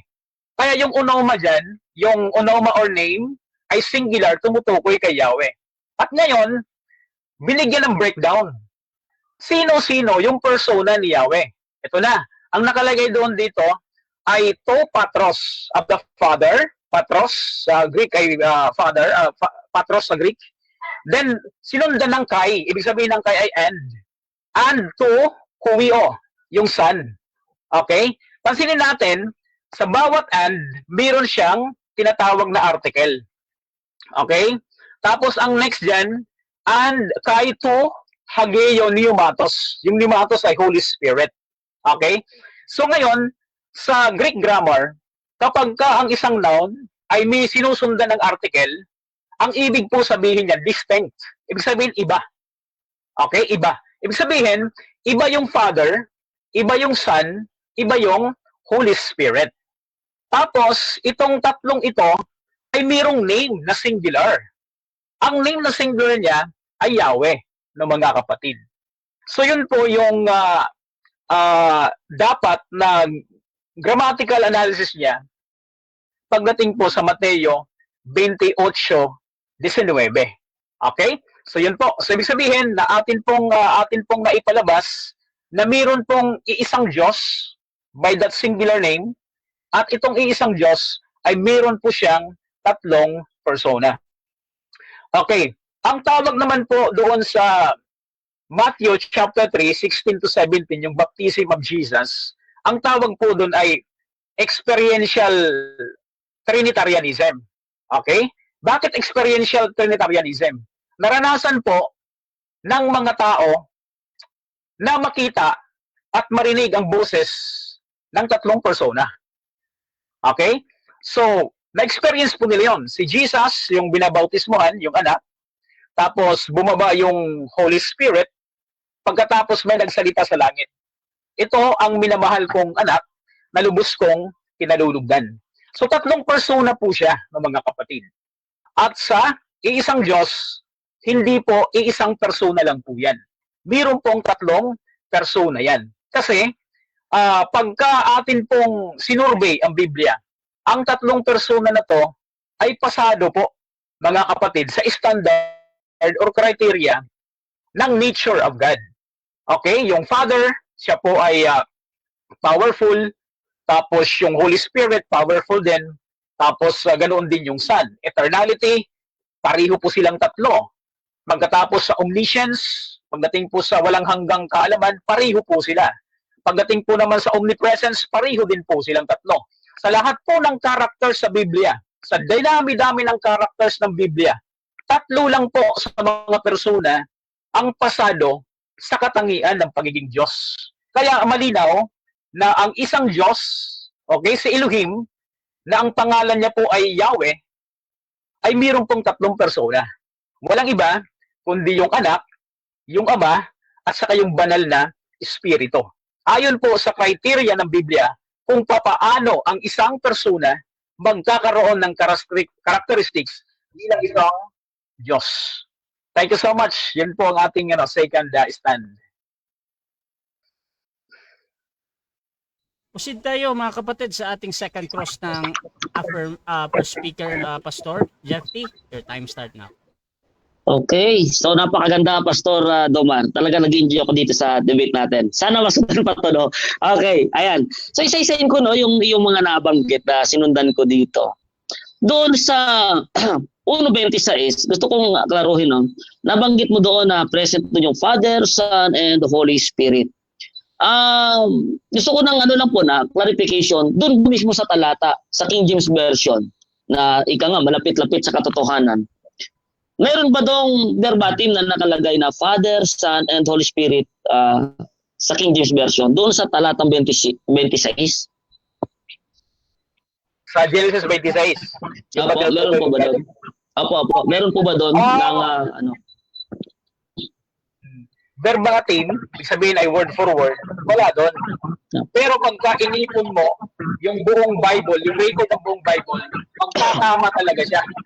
Tatlo yung magkakasama doon. Yung Ama, Anak, sa Espiritu Santo, ayon sa mga talatang binigay ko kanina. Okay, salamat po doon sa sermon. No? Dito kapatid sa nabanggit mo no kasi isa sa pinapatunayan mo dito tungkol sa creation no, nag-focus tayo sa creation. Na talagang doon sa creation, pinatunayan mo ng Father Creator, ang Son Creator, Holy Spirit ay Creator. Dito sa Genesis 2 verse 7, yung sinabi dito, at nilalang ng Panginoong Diyos ang tao sa alabok ng lupa. Sino ang Panginoong Diyos dito kapatid na tinutukoy at ilang persona? Okay, Panginoong Diyos dyan ay Yahweh Elohim, sa Hebrew, Yahweh Elohim, Panginoong Diyos. Inclusive yan, tatlong persona yan. Okay. Okay, sige. So, ibig sabihin kapatid, pagka tinawag na Yahweh Elohim, automatic inclusive, na ito ay tatlong persona, dahil sabi mo kanina, paliwanag mo, yung Yahweh kasi, ay pangalan nito singular, pero tatlong persona ang nagmamayari nito, parang gano'n, ano? Tapos yung Elohim itself, ay plural in form. So, ibig sabihin mo, yung pagkakalagay dito na nilalang ng Panginoong Diyos, ang tao sa alabok ng lupa, bagamat singular form siya sa grammatical ng Pilipino, ito pala para sa iyo kapatid ay tumutukoy automatic sa tatlong persona. Tama ba? Yes, automatic yan. Tatlong persona yan. Automatic. Okay. Sige. Nabanggit mo yung Mateo 28:19 na yung name na binanggit po doon ay tumutukoy ito sa Deuteronomy 6:4 na Yahweh. Gusto ko lang klaruhin kapatid, doon ba mismo sa Mateo 28:19, meron din bang verbatim doon na Yahweh? Meron po ba o wala? Doon mismo sa verse, malinaw naman na walang nakalagay na Yahweh doon. Pero yung pagpapaliwanag kasi natin ng mga talatang malabo ay sinusuportahan ng panilinaw. Yan ay gawa ng exegesis. Ang supporting verse niya ay Deuteronomy 6:4. Okay. Salamat. So binanggit mo kapatid no yung onoma sa Greek na ito ay proper name. Naniniwala ka ba na ang onoma ng ancient Greek ay hindi lamang po tumutukoy sa proper name, kundi sabi, it's also compasses concept like reputation, title, or even a representative capacity. Naniniwala ka po ba na hindi lang proper name ang tinutukoy ng onoma sa Greek? Yes or no? Yes. Kasi malawak naman, yes. Kasi malawak naman ang usage ng name. Pwede ring authority, pero sa context dito kasi ay malinaw na tumutukoy sa name of God. Sa name of God ang tinutukoy dito. Ayon sa context. Okay. Sa Mateo 28:19 kapatid, may nakalagay ba doon na yung name na yun ay pangalan ng mga Diyos? Kasi ang pinapalabas dito sa iyong presentation na yung tatlo, yung Father, Son, and Holy Spirit ay tatlong persona sila pero isang Diyos lang sila, di ba? Yun ang ibig mong sabihin.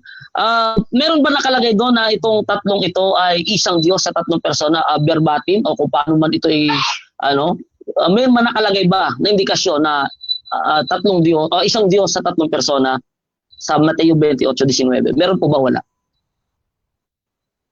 Verbatimly speaking, wala kang mababasa. Pero kailangan mo kayo siyang i-analyze Kailangan mo siyang i-analyze. Kaya kanina, nag-grammatical analysis ako para makatulong na maunawaan natin na yung name ay singular, tumutukoy kay Yahweh, okay? Tapos si Yahweh ay inisa-isa ngayon ng kanyang persona.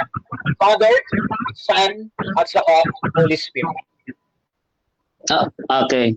So, nabanggit mo na ito ay kaya mo napatunayan o kaya mo kinukonclude na ang Mateo 28:19 ay dahilan sa name na ito yung Deuteronomy 6:4. Sabi mo kanina, ito yung paniniwala namin. Ano po, yun yung termino ginamit mo na yung Deuteronomy 6:4 ay tatlong persona.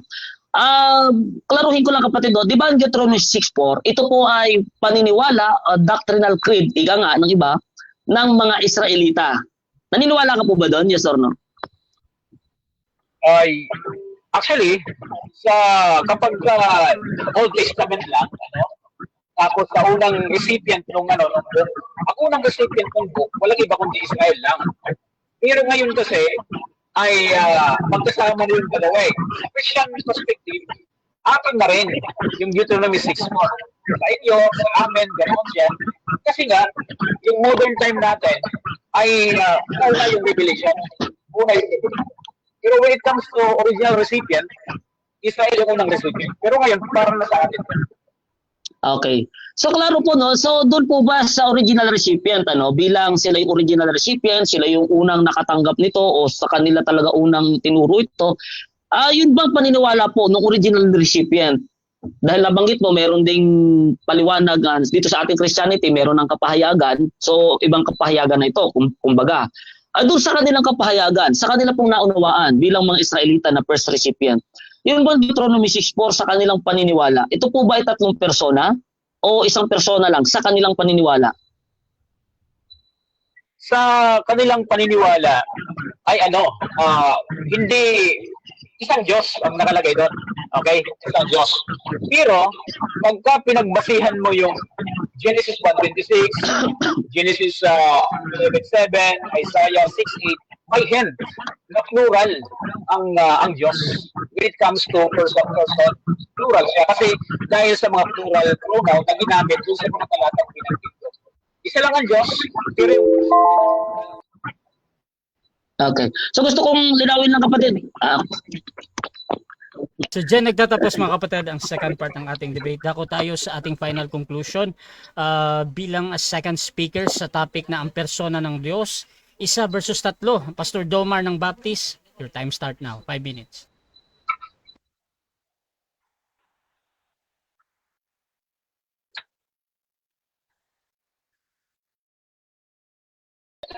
ako nga pala.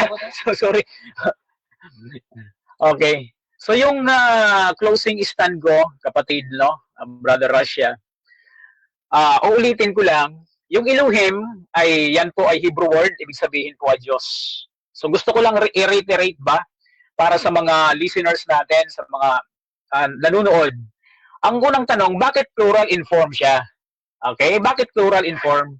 Ibig po kasi sabihin, una, plural in terms of majesty. Okay? Yun po yung mga unang definition ng mga theologians po natin. Pero pangalawa, may tinatawag po tayong collective noun or tatlong persona. Kaya nga ang tawag po dyan, plural in form, kasi mayroong collective noun. Ang collective noun dyan, walang iba, kundi yung Ama, yung Anak, at saka yung Espiritu Santo. So yan. So, kaya plural siya. Pero ngayon ang tanong natin, bakit singular in meaning? Okay, so hihimayin po natin ulit. Bakit singular in meaning? Kasi, mga kapatid, tumutukoy po ito sa Diyos na iisa lang. So kanina pa, pinapatunayan po natin at maging ni Brother Jeff T, kanina pa pinapatunayan namin pareho na isa lang ang Diyos. Ang meron lang kaming di nagkakasundo kung ilan yung persona. Kaya, yung plural in form, yan po ay collective noun. Tumutukoy sa tatlong persona. Pero bakit singular in meaning siya? Kasi tumutukoy po siya sa pagiging isa ng Diyos. At marami pong talata sa Biblia, okay? Isaiah 43 verse 10, Deuteronomy 6:4, mga kapatid? 1 Corinthians 8:6, isa lang ang Diyos ng mga kapatid. So lahat ng yon ay tumutukoy sa singularity of God. Pero meron pong plurality of the persons. Okay? Yun po ay matibay na nakatala sa Mateo 28:19. Ngayon, ang tanong natin, ilan ba ang Diyos? Kasi nga plural siya eh. Ilan ba ang Diyos? Isa lamang po ang Diyos. Sa 15:3 ng Exodus, sabi doon, siya po ay mandirigma, Yahweh ang kanyang pangalan. So ibig sabihin, ang Elohim po ng Biblia ay Yahweh ang kanyang pangalan. Okay? At itong si Yahweh may tatlong persona. Okay? Ang Ama, ang Anak, at saka yung Espiritu Santo.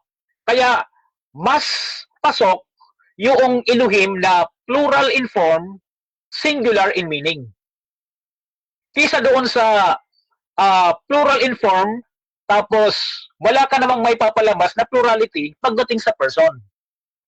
O, di ba?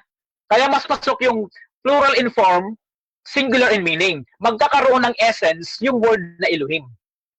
Plural in person, singular in sa pagiging Diyos niya. Okay? So ngayon, ang next nating tanong, si Yahweh ba may persona? Meron, no, mga kapatid. Kaya nga tinatawag siyang He at saka meron siyang divine personality. Ilan ang persona ni Elohim? Sa Biblia, malinaw po Ama, Anak at saka Espiritu Santo. So ngayon, punta tayo doon sa pinaka-goal ng debate na to. Bakit ako humaharap sa debate? Kasi ang pinaka-goal natin, maraming tao maligtas ng mga kapatid. Makaalam sa katotohanan. Sa pagliligtas, andyan yung tatlong persona. Okay? Una, ang Ama ang nagpadala sa anak. Okay? Siya yung nagpadala sa anak kasi gayon na lamang ang pag-ibig ng Diyos sa libutan kaya pinadala ang kanyang bugtong na anak.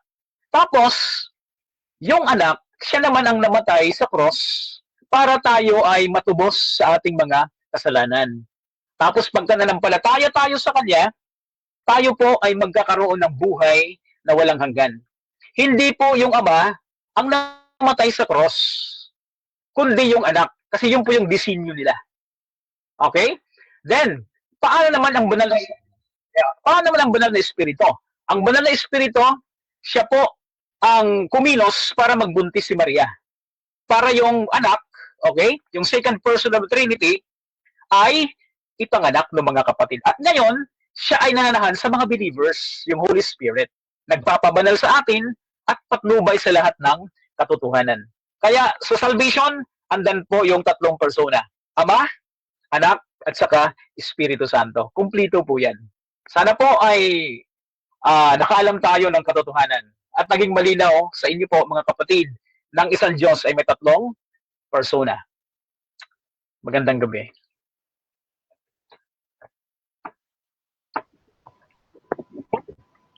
Nako din tayo sa ating first speaker, Pastor Jeff T. Ang persona ng Diyos, isa versus tatlo.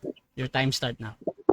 Ayan. So maraming salamat sa isang napakaganda at mapayapa na pag-aaral. Sana ganito lang lagi ang ating mga debate mga kapatid sa lahat ng mga debaters dyan.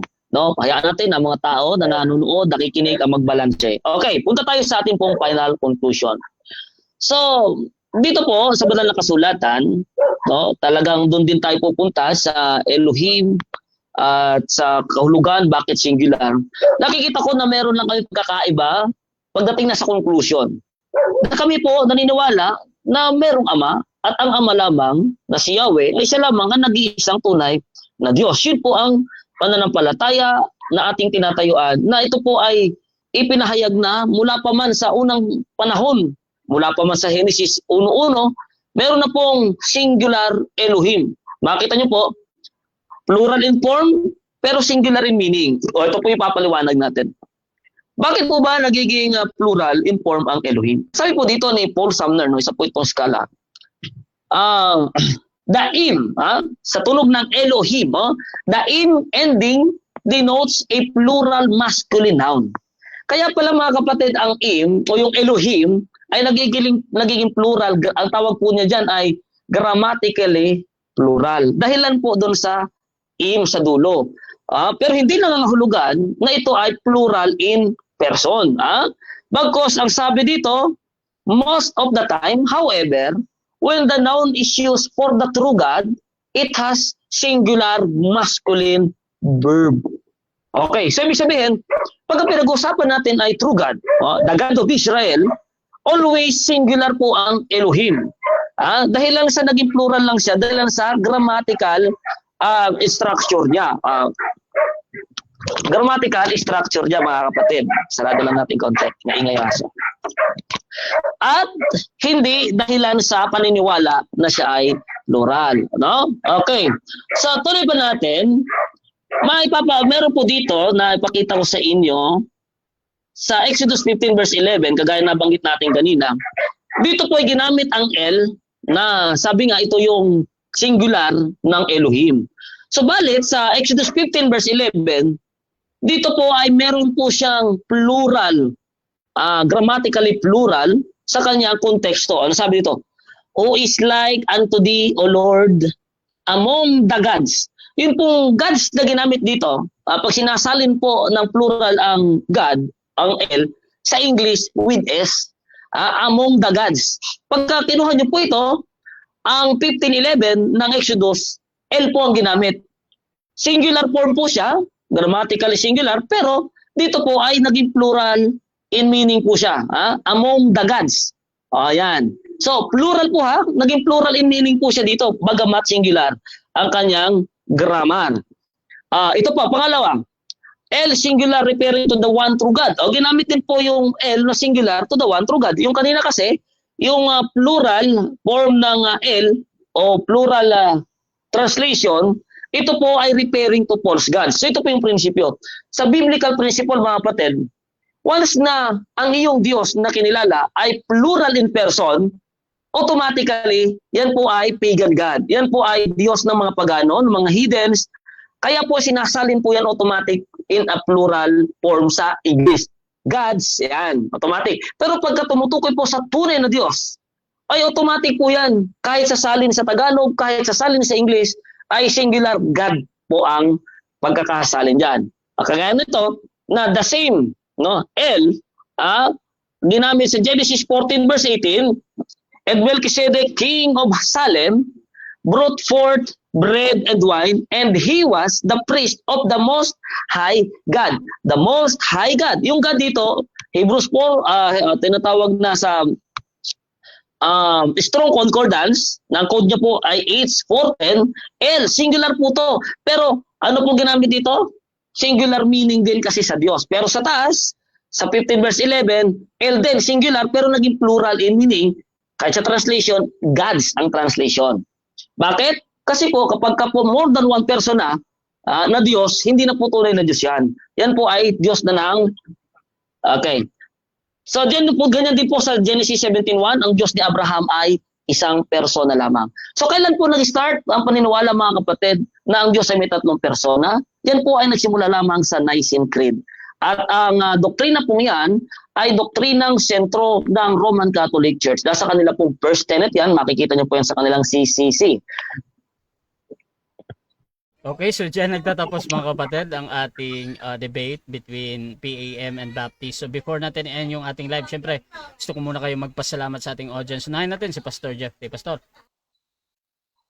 Alright, so magandang gabi sa inyong lahat mga kapatid at maraming salamat sa magandang talakayan na amin pong nagawa ni Pastor Domar ngayon.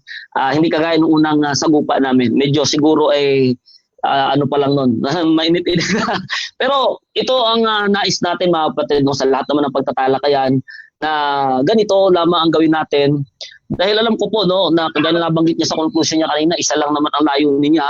Ganun din ang layunin po natin, isa lang na ang tao ay maligtas. Dangan nga lamang may iba't iba tayong paniniwala.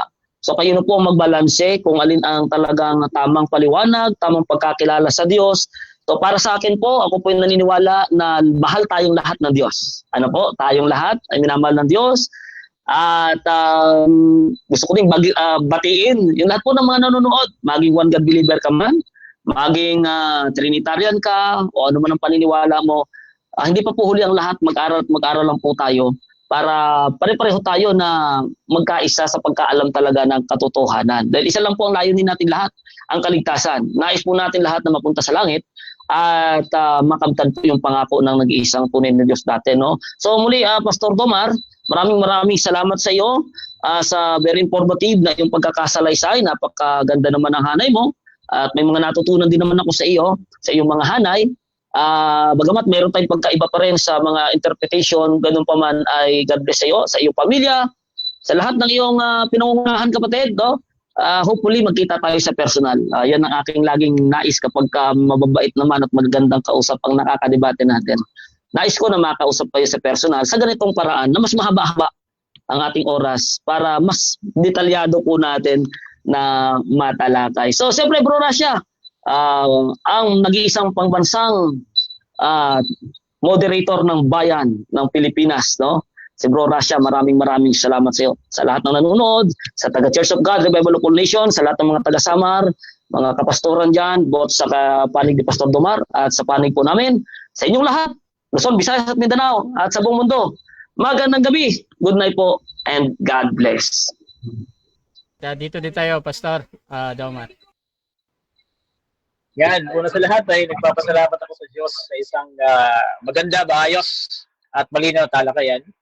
Pangalawa, salamat Brother Russia sa platform na iyo pong binigay para magkaroon ng dialogue yung iba't ibang mga sekta, grupo. At syempre, nais ko rin pasalamatan yung misis ko. Ever supportive yun. Okay? So, salamat. Tapos, syempre, misis ni Brother Jeffy, mga anak na daw eh. Okay, Brad, congrats ha. Then siyempre sa mga sa mga biyanan ko sa Batangas, nanonood din sila. Thank you so much for your support. Then siyempre sa mga taga-church namin sa Metro Harvest, sa Calbayog, salamat din sa inyong suporta. Tapos yung mga kaibigan kong pastor sa Calbayog at sa iba't ibang panig ng sa Luzon, yung iba pang mga pastoran kong mga friends, salamat po sa inyong suporta, mga prayers, salamat din po ng mga kapatid.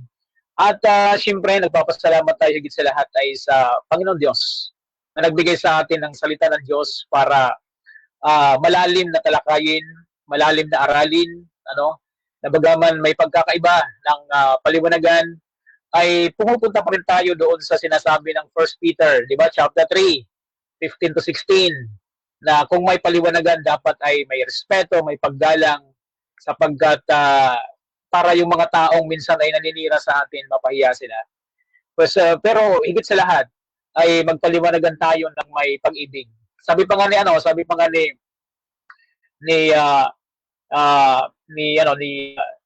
nung isang nabasa ko ng umaga lang, sabi niya, ang truth na walang pag-ibig ay brutality.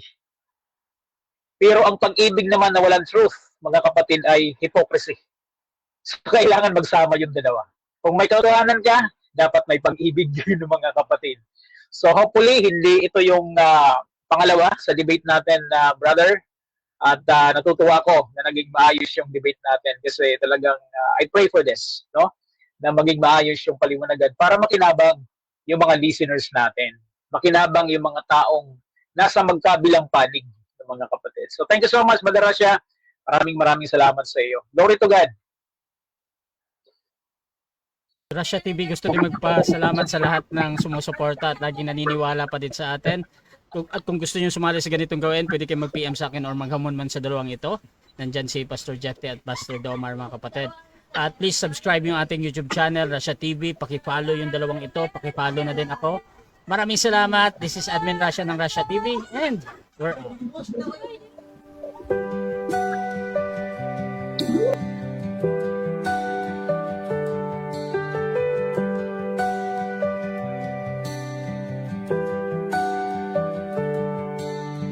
Darkness fades when you are near.